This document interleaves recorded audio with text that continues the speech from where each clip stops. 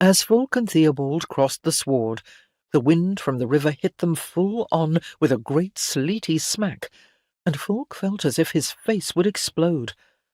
On reaching the sanctuary of a timber outbuilding behind the hall, he was dimly aware of Theobald being greeted by other lords, of curious looks cast his way, and questions asked, which Theobald fielded in a manner courteous but short. Then a heavy woolen hanging was drawn aside, and Theobald ushered Fulke into a small makeshift chamber. A well-stoked brazier gave off welcome heat, the lumps glowing dragon's eye red on the undersides.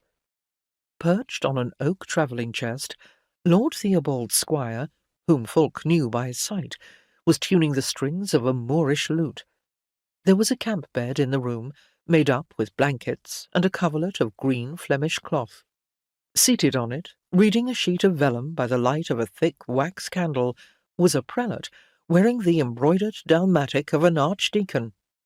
Theobald stared at the man occupying his bed. "Hubert?" he said, as if not believing his eyes. The priest looked up and smiled. 2 deep creases appeared in his fully fleshed cheeks. "Surely I haven't changed that much in a year."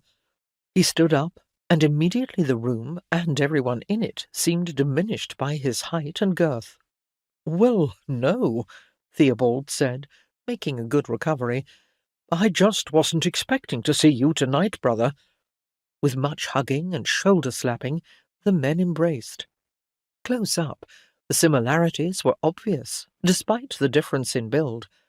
They shared the same brow and nose, and had the same way of smiling.